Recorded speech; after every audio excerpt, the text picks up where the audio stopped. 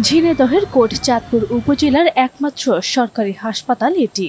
বাইরের চাকচিক্য দেখে বোঝার উপায় নেই হাসপাতালের ভেতরের চিত্র কতটা অস্বস্তিকর। উপজেলাটিতে প্রায় 1,50,000 মানুষ বাস করেন।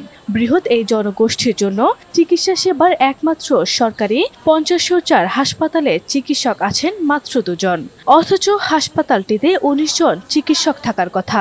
আমরা রাত প্রায় 12টা-1টার দিকে আসছি, কিন্তু এখনো কোনো বেড পাইনি। ফ্যানের কোনো ব্যবস্থা নেই, কারেন্টেরও কোনো ব্যবস্থা নেই। রোগী তো এইভাবে পড়ে রয়েছে। 3 দিন পরে যে বেড পাবো তাও পাচ্ছি না।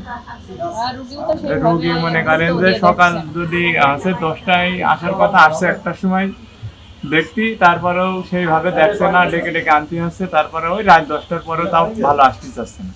এবার মনে করেন জোর করে করে ডেকে আনছি, তারপরেও সিস্টাররা রাগ বাগ দেখাচ্ছে, যা যাবে না, এ কর ও কর, যশোর নিয়ে যা, বিভিন্ন কথা বলছে। গড়ে প্রতিদিন 700-এর উপর রোগী আসেন এখানে চিকিৎসা নিতে, আর 65 থেকে 70 জন রোগী নানা কারণে ভর্তি থাকেন। সিস্টারদের ডাকলেই রাগ বাগ করছে, বেশি যদি গুরুত্ব দিয়ে ডাকা হচ্ছে বলছে যশোর নিয়ে চলে যাও, কিন্তু যশোর তো জাতি বললেই আর যাওয়া যায় না। কারণ ওই এইভাবে আছে যে বাড়ি থেকে আমরা ফ্যান ট্যান সব নিয়ে আসিছি, ওই লাইট যদি কারেন্ট চলে যাচ্ছে মনে করেন একদম অন্ধকার, খুব কপ শহর। একটা গ্যাসের সবকিছু আমাদের কিনা আছে, একটু রুগী সেরাম দেখাশোনা না, বলছে বারবার যশোর নিয়ে যান, যশোর নিয়ে যান।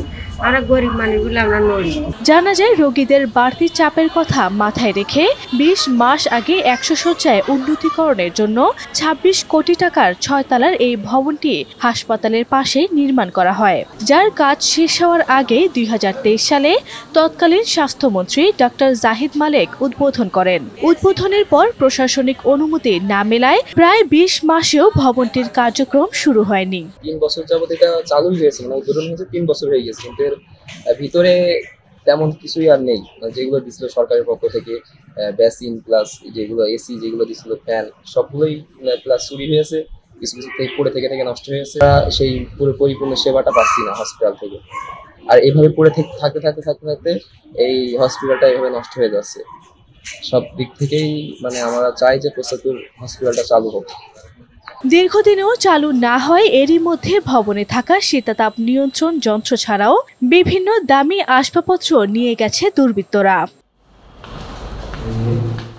এই বিষয়ে বিভিন্ন অনিয়ম ও নতুন ভবন ব্যবহারের অনুমতির ব্যাপারে জানতে চাওয়া হয় উপজেলার স্বাস্থ্য ও পরিবার পরিকল্পনা কর্মকর্তার কাছে, তবে ক্যামেরার সামনে কথা বলতে রাজি হননি তিনি। ডাক্তার নার্সের অসহযোগিতা, হাসপাতাল থেকে ঔষধ না দেয়া, জরুরি বিভাগে টাকা না দিলে চিকিৎসা না পাওয়া, হাসপাতালে বেড না পাওয়া, সবকিছু মিলিয়ে যেন অভিযোগের শেষ নেই রোগীদের।